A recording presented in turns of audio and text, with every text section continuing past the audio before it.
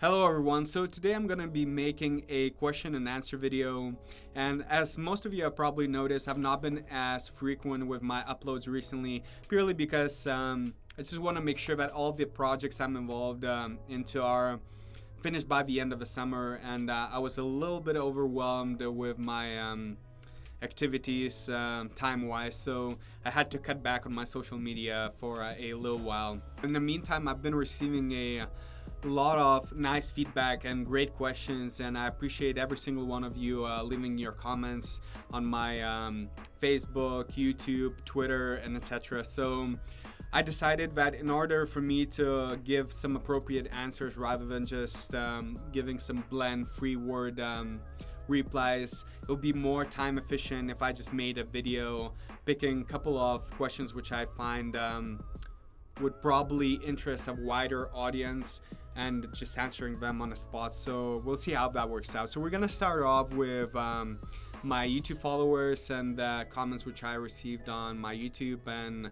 we'll go through those and see what happens.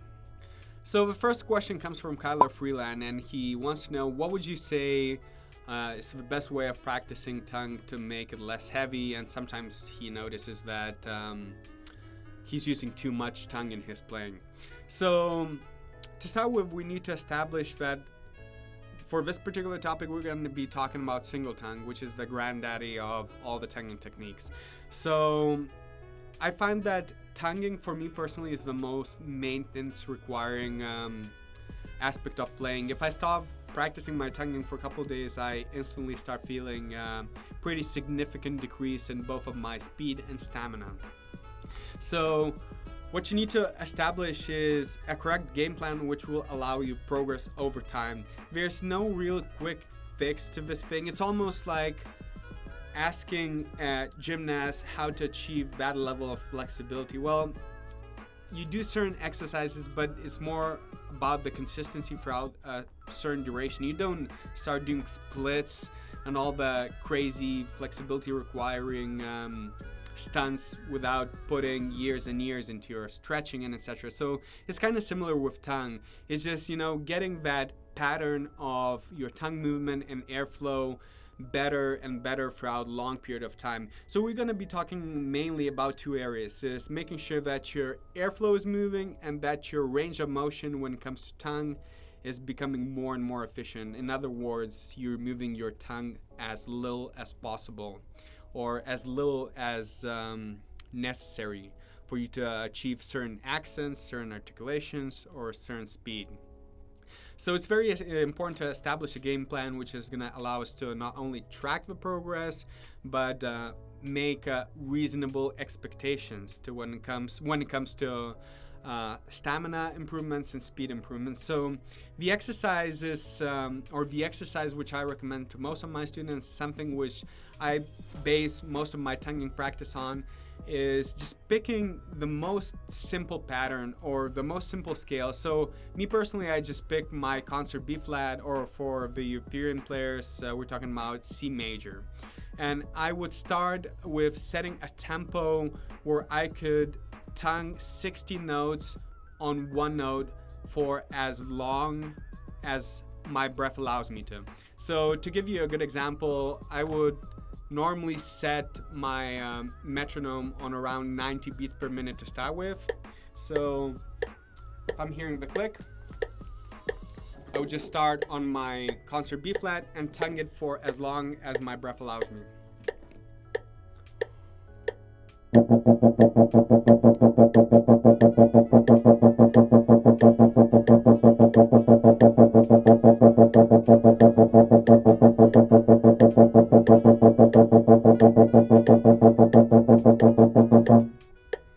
And then I would switch to my next note.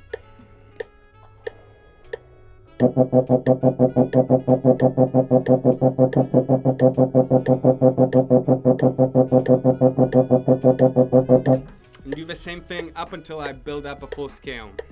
So if I feel like my tongue is getting a little bit tired, I would stop in between the notes and rest for a little bit. We're talking about 10-20 seconds, nothing crazy like minute or 2 minutes. Just, 10, 15 seconds, and then continue. It's very important to find that tempo the starting tempo which would allow you to tongue for as long as your breath capacity allows you to. And then from 90 I would probably switch to 100 and do the same thing. Then from 100 start decreasing my intervals and switch to probably like 103 or 104 and start decreasing the amount of notes I'm playing a little bit. So if I'm switching, let's say, increasing my tempo, instead of playing my full capacity, I would play something like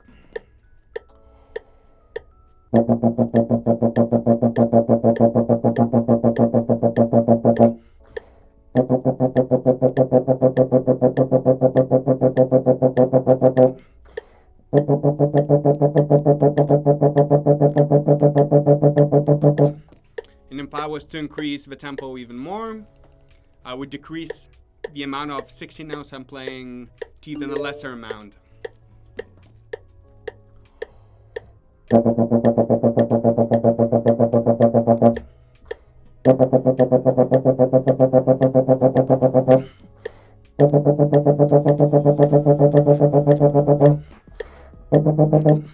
And so on. So I would normally do that up until I reach the point where I'm just doing a set of 4 notes. So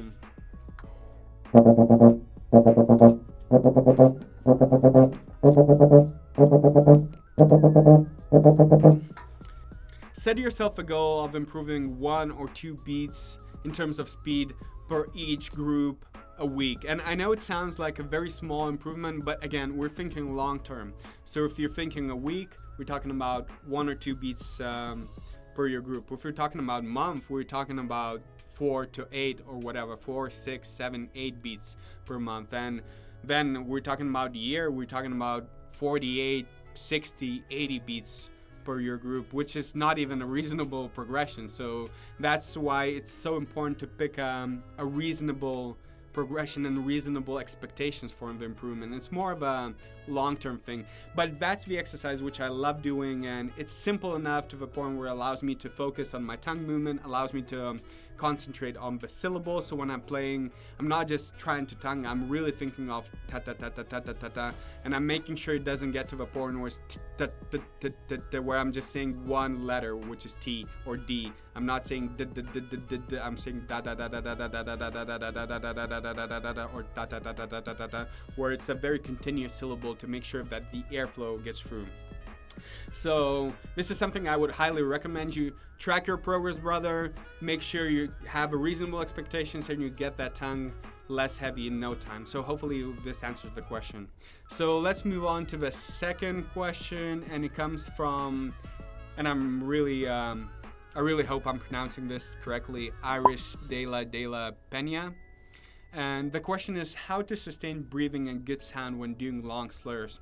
And again, this is a very, very broad question, and it would be hard for me to give a very specific answer without seeing a person actually play.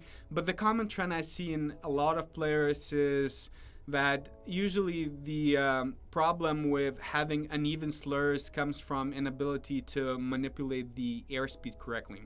So basically, the conception is as simple as you go up, you increase the airspeed, as you go down, you decrease the airspeed.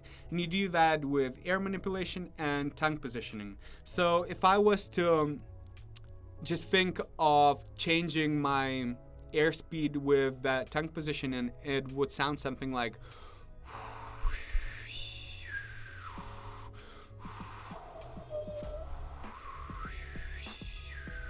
so obviously there's going to be a little bit of fluctuation here, but it has to be minimal. And normally when I do that with an instrument, I try to keep my lips very, very loose as I can get away with. That being said, my corners are still shut. I'm not leaking any air, but I'm not trying to squeeze my lips unnecessary. So the thing with that I see with a lot of less experienced players, they try to overcompensate the inability to manipulate air with tensing their lips a little bit too much. So instead of doing, I oftentimes see, so they try to tense and squeeze and stretch their lips a little bit too much. So a good exercise to strengthen your facial muscles and learn how to manipulate the airspeed is lip bends. And the reason why lip bends are so good is because you have to alter the pitch with no fingers and purely with your airspeed. So again, I would start on something as simple as picking a low note and learning how to bend a semitone. And again, we have to establish a game plan. So how are we gonna track our progress and how are we gonna progress?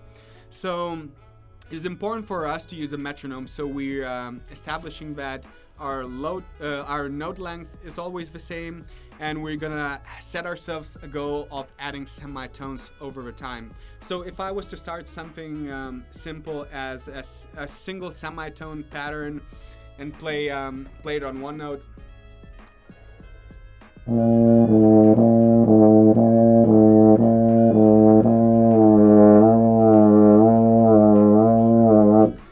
And then go down.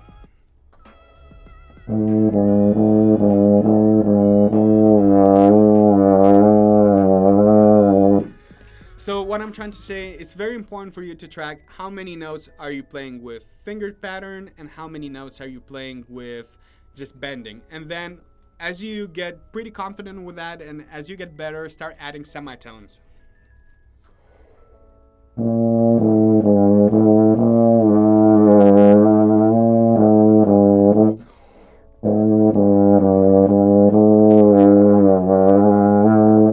And as you get better with that, and you establish 3, 4, 5 semitones, start gradually upping your register a little bit to the point where you reach that more resistant, faster, air-demanding range.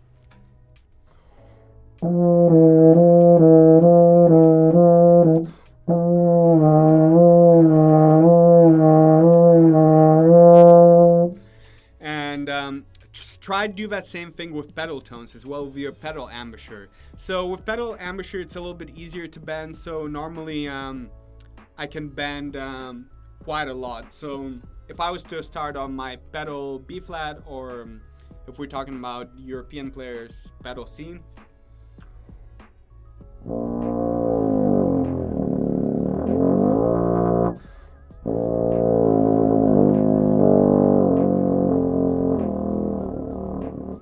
We don't want to have that much resistance to the point where everything is tight. So therefore we pick an appropriate range, which would be something low to start with.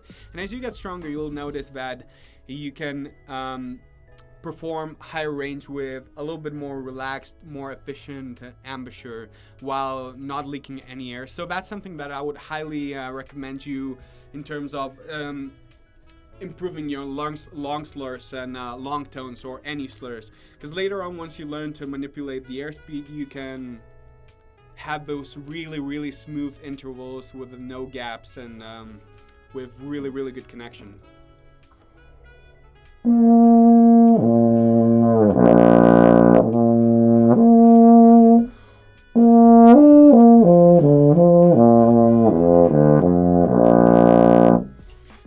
So if I had a student with an issue, that's probably one of the first things I would put that student on, is making sure we establish some sort of ability to bend notes, which will allow us to get a little bit more aware, become a little bit more aware of the airspeed manipulation. So hopefully this helps. So next question comes from brand account, and he or she asked me, sometimes I have an amazing sound and sometimes I have a bad sound. I'm thinking it's fatigue or something along those lines. What do you think?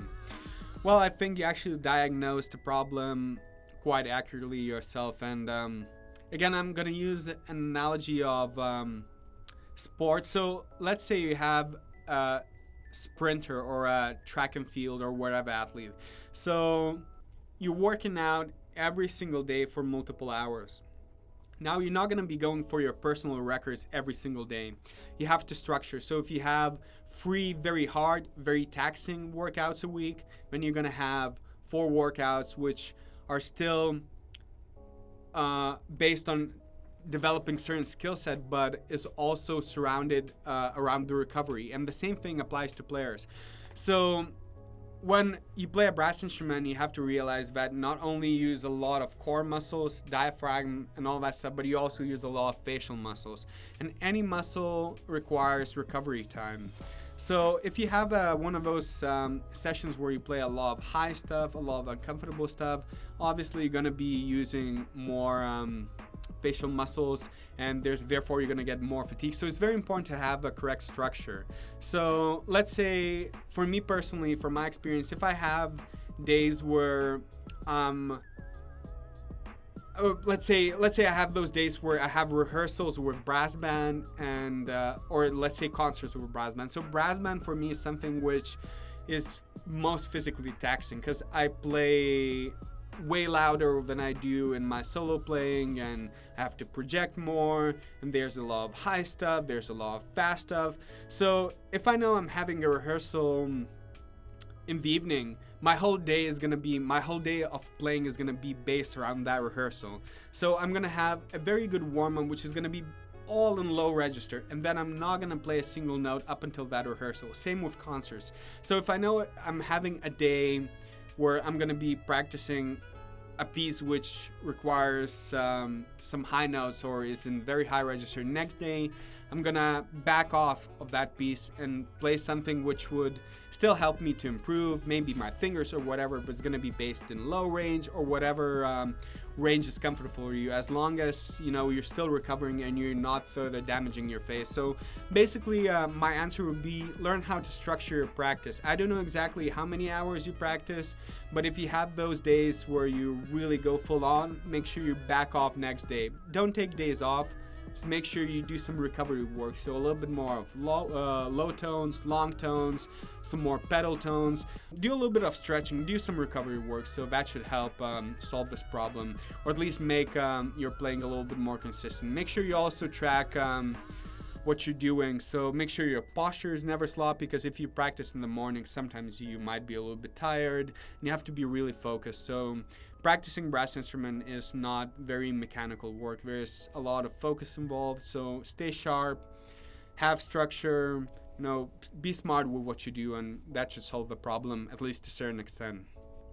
So the next question is going to be from my Facebook page, and it's coming from my countryman Audrius, who's from Lithuania.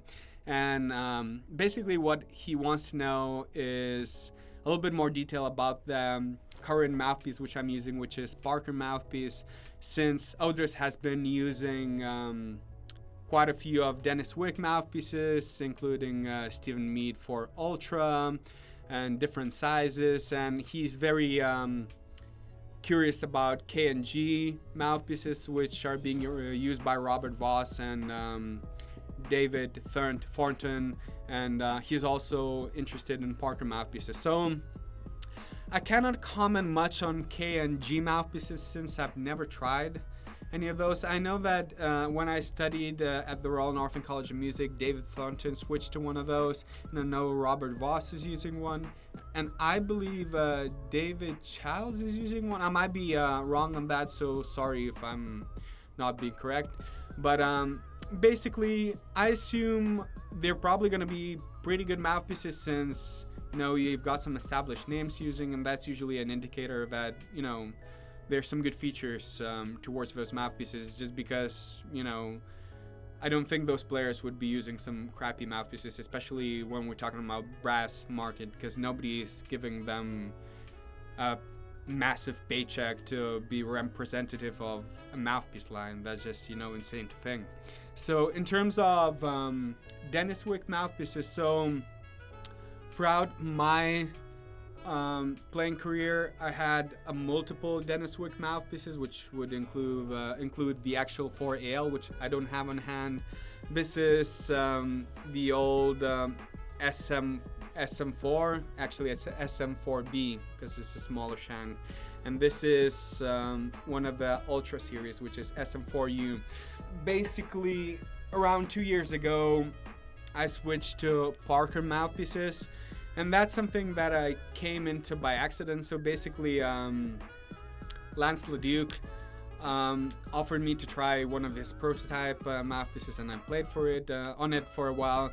And I'm one of those players who is always looking for certain sound qualities, and I put a little bit more emphasis on what's coming out of the bell rather to what it feels like. So there are certain mouthpieces which I tried, like Shilke, etc., which are very, very easy to play, but I don't think they fit the euphoniums all that well, just because they're kind of bright and they don't project all that well, at least from my personal experience.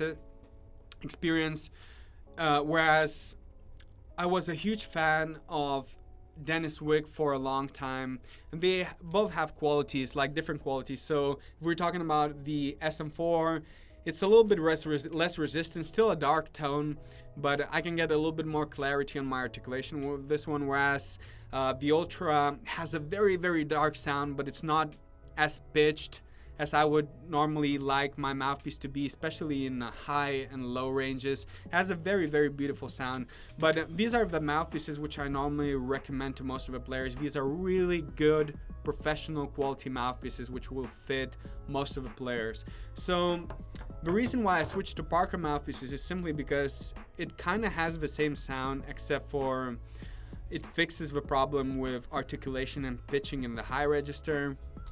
And again, the mouthpiece quality is something that you shouldn't be taking very literally, because there's no way it's not like, how can you prove that 2 + 2 is 4? It's just, you can prove it by using certain formula. How can I prove that this mouthpiece is better? I cannot. I just simply cannot. This is all based on my opinion. So don't take it very literally. This is all my opinion. This is all based on my opinion. And I just find this mouthpiece superior version of Stephen Mead Ultra series. It has the same sound qualities.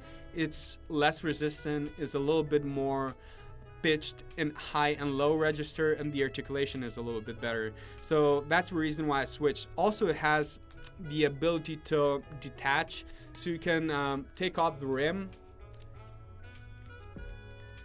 like this, take off the cup, and take off the shank.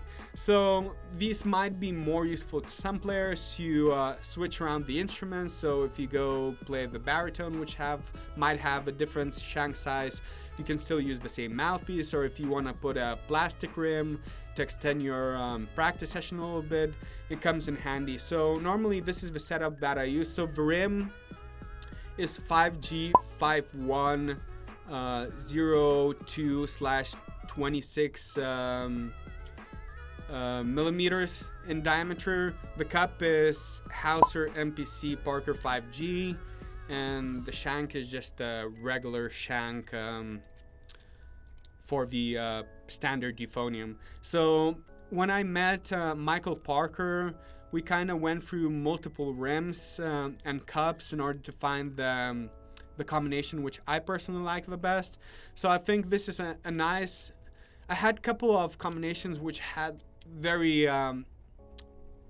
fantastic low register, fantastic high register. I just found that this combination has the kind of everything all together. There's nothing, out of hand which I wouldn't like about this mouthpiece. And the only downside I would have to say, these are a little bit expensive, a little bit more expensive than some of the one-piece mouthpieces, such as Denis Wick. But if you have a chance to try one, I know that they're mainly based in USA, so it might be tricky to get a hold of one. But if you ever have a chance to try one, I think this is a real deal. And since the time I moved to USA, I've been using Parker mouthpieces, and I haven't come across to any better combo since then. So that's something I would highly recommend. Again, it's a little bit more pricey, and you might want to experiment with some combos, but this is the combo which a lot of players use. This is usually the nice middle combo, which gives you everything. Nice high range, nice low range, not too much of a resistance, still very dark sound, ability to project. So I absolutely love this mouthpiece, and this is something I'm going to be sticking for a while with. So I'm going to tag Michael Parker in this video. I'm not the best person when it comes to science of the mouthpiece in terms of all the diameters and etc. So it'd be cool to get his opinion. originally planned to do a video series on Mouthpiece since he had some work arrangements or something like that around the area where I live, but that had to fall through. That couldn't fall through because there were some scheduling problems time-wise. And what I'm gonna do now is tag Michael in the link, and hopefully this gets his interest. So leave comments for him, and maybe we'll do some sort of a video talking a little bit of what actual cup depths and sizes mean, and how do they affect the sound, and etc. So you guys get to better understand the science of mouthpieces. So hopefully this answers the question. So there's another question from DK Mike, and it says, I'm greatly inspired by your euphonium playing. I play euphonium as well, but there is much I desire to learn, and I've been watching a lot of your videos, and I would kindly ask you to help me with possibly sending some material for my basic skills. If you have any PDF books for the exercises that I use in the videos. And truth to be said, the most of the exercises that I use are kind of random from a variety of books. We're talking about Arbin, Clark, Brajim. I would struggle to actually tell you the exact names of the books because most of them I have down by memory.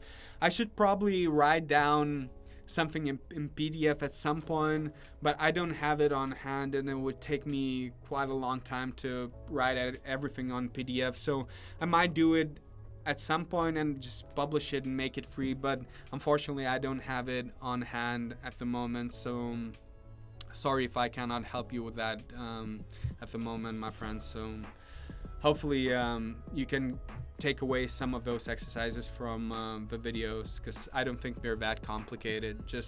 I think it's not necessarily the exercises, it's the application. That's what I'm trying to get across with my videos. You can pick a lot of exercises as long as they help you to isolate certain areas you're trying to focus on.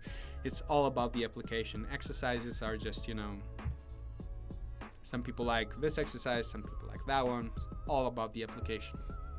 Okay, so next question again comes from Facebook, and it comes from Lick Churn. Again, hopefully I'm pronouncing this correct. If not, my apologies. It says, hello, I'm a beginner as a tuba player, and I watch your videos, and they teach a lot of basics. I find my basics quite bad, but I don't know where to start. Could you give me some advice? Again, this is a very, very broad question, and it will be hard for me to know exact skill set you have and where you stand in terms of your playing. So, but normally the most important thing is for beginners is having some sort of a structure.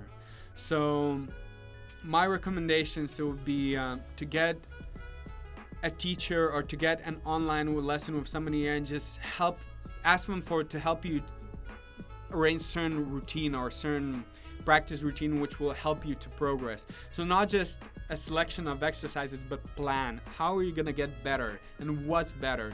Are we talking about increasing speed? Are we talking about breath timing? What we're trying to improve? So not only selection of the exercises, but certain game plan. How are you going to get better day to day, week to week, month to month, and something that will help you to have reasonable goals. So I guess just try and get somebody to hook you up with some sort of a decent routine. So that's normally something that I do with my students first. I get them to play something, if that's a new student, and then write them a whole routine in an Excel file and send them, and make sure they send me a log and they're tracking and they're writing down the exact attributes that I asked them to write down in that particular routine. So just get some sort of a routine. Make sure you take your time, be patient, and things are gonna come out at some point.